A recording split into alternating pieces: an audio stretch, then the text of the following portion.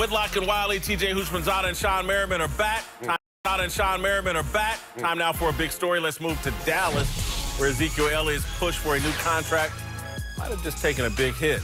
According to TMZ, Elliott is now under investigation for an incident in Las Vegas back in May where he knocked over a security guard who has now decided to press charges.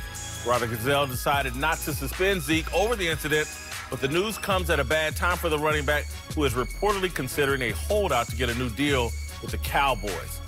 All right, the question here is, will this significantly hurt Zeke's contract leverage with the Cowboys? And I think yes. Yeah, I agree with you. It's a rule of thumb in any negotiation. If it doesn't help you, it hurts you. Just think about it. When you were up for those contracts and your agent called you back, you say, so what are they saying?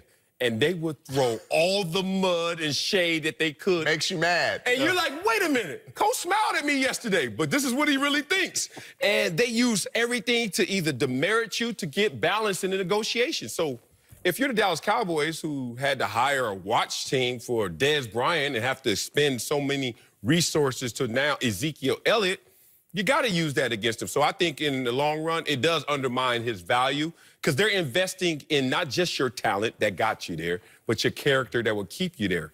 A long-term investment is into your character as much as it's your production. And he right now has question marks. You know, teams are terrified to pay guys when you consistently get in trouble off the field. You know, they'll get over once or twice. You're growing up, you're in the public eye, you're trying to grow up as a pro, you're trying to grow up as a man, and they'll give you a slap on the wrist and say, okay, he's just growing up, that's just part of it. 3, 4, and 5 times, they're going to use that against you in negotiation. Everything is always fine the first 3 or 4 years when you're in an organization, you find practices, everybody's cool, but let those contract negotiations start to happen. They won't talk to you as much. It get a little colder in that building. Little things that start popping up here and there. Oh, yeah, he was out. You don't care about football. You're like, what? I'm the first guy in here. But it's all a part of it of lowering the value of your contract. This is what's happening right here with Zeke. This is a terrible time for him to be knocking on the door of Jerry Jones saying, I want some more money. So if he is planning on holding out right now after, the new investigation, which is going to be the quickest investigation we've ever seen because all of it was on camera, but if he's asking for it right now, this is the worst possible time for him to be asking for a new contract. It's not this incident. It's all the incidents leading up to this. I mean, this incident, like Kyle Johnson, like, for real, bro, you a JUCO football player. Coach need to kick him off the team. Like, come on, man. What? Really? He came chest to chest with you and you fall. That's not a big deal. It's everything that has led up to this, before this with Zeke. Now, he shouldn't be asking for a contract right now. Does he deserve it? Yes.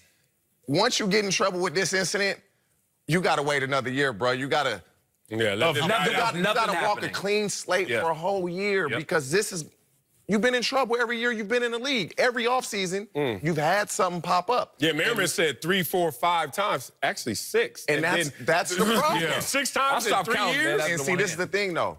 When you're on your rookie contract and you balling, they got your back. Yeah. As soon as you start asking for money, bro, you got all these incidents. We can't invest this in you. I'm going to defend Kyle Johnson slightly, the junior college football player. Again, I'm just slightly, because it is a weak look. Nothing happened. He wasn't injured. What are you going to... But is he supposed to fight? When Ezekiel Elliott walks up on you like that and is getting in your face, your normal instincts are to fight.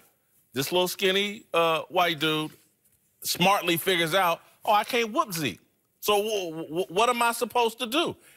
You know where he can whoop him? In the court of law. Zeke was pushing the button for a fight. This guy's going to take him to court and embarrass him. You know why I push back on that? And I understand what you're saying in principle, but I can't execute it to this. One, you're a JUCO football player in Orange County, California, doing security at a festival in Vegas. All right, we know what this is going to turn into if you get any spark, anything like this. It's a money grab. All right, not tripping because Zeke put himself in that position. But when you look at this, the first law of nature is self-preservation, brother. Ain't to fight. It's to say, hold on, how am I going to get out of this situation? You don't fall down off of that kind of contact. That's when you fall down, you're putting yourself in more harm's way by falling down on some damn rail than just saying, I could get out the way. But let's keep it real. Yeah. If someone walks up on you like that, Sean, you have a different reaction. I mean, but look how big Sean is. No, that's what I'm saying. What is this dude, this little dude, up against the NFL player that's 240 pounds? What's he supposed to? Tap out, not fall out. That's what he did. He tapped out. He did. He had so many different flopping. He flopped for days.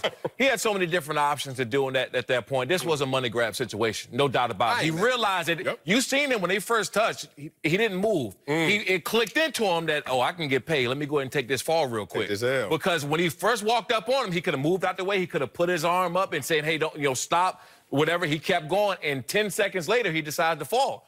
I'm not saying that's his fault. He just found a way to make himself some money, and now he's pressing charges. But I'm going to say this. I'm not I wouldn't be going to court if I was Cal Johnson. But I'm at, if somebody is bullying you, what are you supposed to do? I mean, because keep in mind, Zeke is the bad guy here. He is. He created this opportunity for, oh, you tried to bully me? Well, I'm going to bully you in the best way that I can. You know he what I don't like? can't physically bully. Yeah. Financially, he can. You know what I don't like is, I get it. and this to every player that may watch this, is when you go out and you're in a different city, hire security, because you're going to spend less on security than you do for an attorney. Thank you. Like, hire security. Yeah. So now you're spending thousands on an attorney when you could spend maybe $1,000 with security, and that's great security. And it's costing you millions on a contract. Yes. All right, coming up, Break it down. Baker Mayfield says he's eventually going to stop feuding with his critics, but would he actually lose his competitive edge? We get into that